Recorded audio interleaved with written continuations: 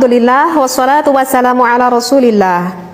As-saniyatu, untuk tingkah yang kedua, fit tamahuli inda buruzi syahwatihi hatta yastawfa inzaluha.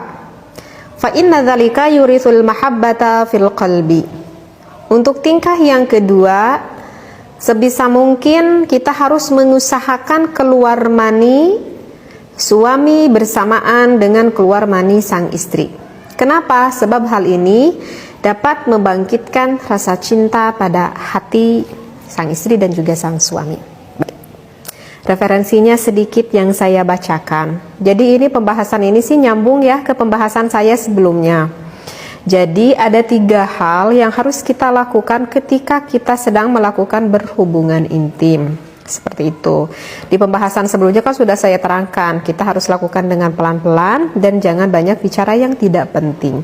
Nah, untuk yang kedua ini, oleh ulama Fathul Izan ini dikatakan, jika kita melakukan berhubungan intim sehingga keluarnya itu bareng gitu ya, suami sama istrinya, itu akan lebih baik sekali. Kenapa? Karena hal itu bisa menyenangkan pasangan kita masing-masing. Jadi hati kita merasa apa ya? Merasa puas mungkin ya, karena bareng gitu keluarnya. Nah, kalau dibaca referensinya sih itu mudah sekali ya. Artinya mudah ya, ketika kita melakukan berhubungan intim lebih baik kita keluarnya bareng gitu. Tetapi bagi sebagian orang ya mungkin itu mudah saja, artinya bisa melakukan hal itu. Tetapi tidak menutup kemungkinan sih bagi sebagian orang juga untuk keluar bareng itu bisa saja dikatakan sulit. Nah, bisa saja dikatakan sulit berarti antara pasangan suami istrinya tersebut itu mempunyai apa ya? Ya mungkin mempunyai permasalahan gitu. Sehingga ya sulit untuk bareng gitu keluarnya. Nah, kalau dari kasus-kasus yang saya dengar gitu ya, mungkin saja ini terjadi pada wanita ataupun pada laki-laki. Kalau yang sering saya dengar gitu, misalkan nih contoh pada wanita. Kalau kebanyakan dari wanita, kesulitannya itu adalah apa?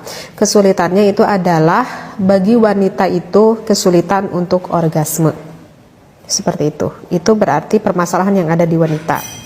Dan kalau yang kebanyakan kasus dari laki-laki itu biasanya kebanyakan kasusnya itu adalah karena dikarenakan karena ejakulasi dini gitu. Sehingga sulit sih untuk ketemu barengnya gitu.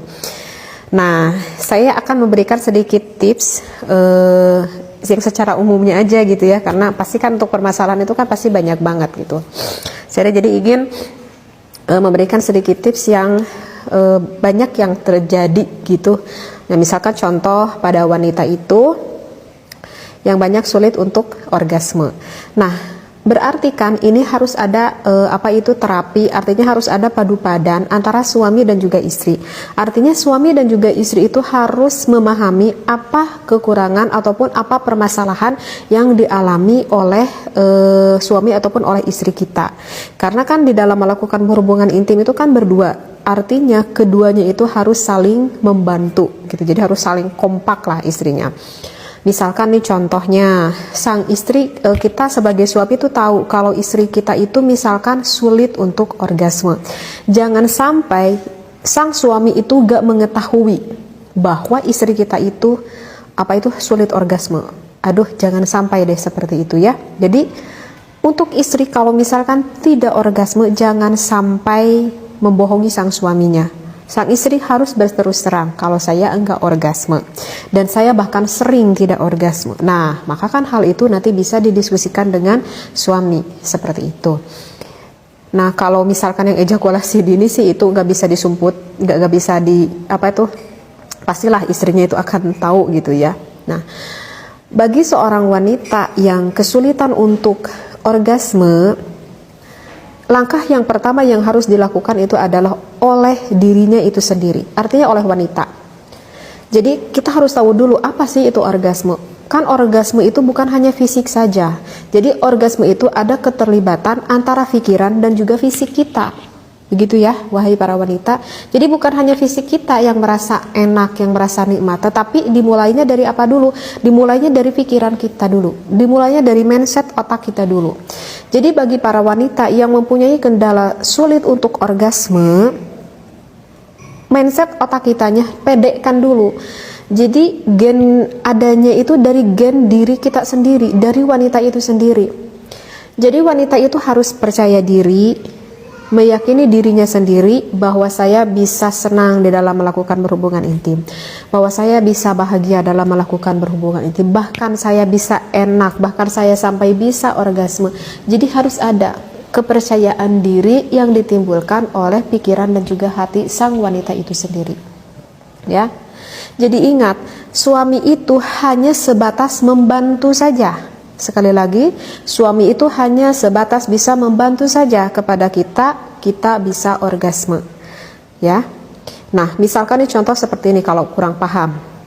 Misalkan di mindset otak seorang wanita berpikir bahwa yang bisa membahagiakan saya sampai saya bisa orgasme itu misalkan cowok yang kekar, misalkan ya apapun itulah, misalkan cowok yang tinggi putih misalkan, atau yang tinggi hitam gitu. Itu kan fantasi, beda-beda kan fantasi seseorang. Nah, misalkan di mindset otak yaitu bahwa yang bisa membuat saya sampai orgasme itu adalah lelaki yang maco, misalkan seperti itu. Sedangkan pada buktinya di depan kita itu ada suami yang tidak sesuai dengan kriteria apa yang dia inginkan. Walaupun suaminya itu udah berusaha dengan beberapa menit, ia lakukan udah sampai 20 menit, sangat waktu yang lama sekali untuk menyenangkan istrinya, misalkan melakukan foreplay, nggak bisa menyenangkan istrinya. Kenapa? Karena mindset dari otak awalnya wanita itu berpikir bahwa laki-laki yang bisa menyenangkan saya adalah laki yang jenisnya ini. Ya sulit lah untuk orgasme gitu, karena di mindset otaknya itu udah salah seperti itu. Ataupun di mindset otaknya itu wanita itu berpikir bahwa yang bisa membuat saya orgasme itu adalah suami saya. Salah juga. Suami itu hanya bisa membantu mengeluarkan rasa yang enak itu, begitu ya. Jadi yang bisa menyenangkan diri kita sendiri itu adalah siapa? Ya, diri kita. Jadi suami hanya membantu seperti itu. Nah, ini berarti yang harus diobati itu pertama adalah siapa? Wanita itu sendiri. Jadi harus ada ditimbulkan kepercayaan dirinya pada wanita itu sendiri. Baik. Nah, untuk langkah selanjutnya ini adalah yang diperlukan kerjasama dengan suami. Nah, untuk langkah selanjutnya itu berhubungan dengan posisi ataupun gaya bercinta. Nah, jika bagi wanita yang sulit orgasme, suami kita itu harus lebih bijaksana kepada sang istrinya, ya. Jadikanlah wanita itu menjadi dirinya itu sendiri, gitu. Artinya gimana menjadikan wanita itu dirinya sendiri? Artinya apa yang ingin dia lakukan, ya lakukan oleh wanita itu, gitu. Jadi kalau bisa suami itu jangan ngatur-ngatur kepada sang istrinya harus gaya gini, gaya gitu, gitu, ya. Paham gak nih para suami? Jadi untuk wanita yang sulit untuk orgasme, kalau bisa biarkanlah untuk untuk berganti-ganti gaya itu keinginan wanitanya itu sendiri, seperti itu. Agar sang istri kita itu memahami apa yang lebih enak yang dia rasakan. Nah, kebanyakan wanita yang sulit untuk orgasme, kebanyakan wanita itu lebih senang posisi woman on top. Artinya woman on top itu adalah sang suaminya di bawah, terlentang, dan sang istrinya menduduki sang suami. Gaya inilah gaya yang paling disenangi oleh sang istri. Kenapa lebih disenangi oleh sang istri? Karena jika posisi sang istrinya itu di atas, maka sang istri itu bisa dengan bebasnya bergerak mau ke kanan, mau ke kiri gitu ya.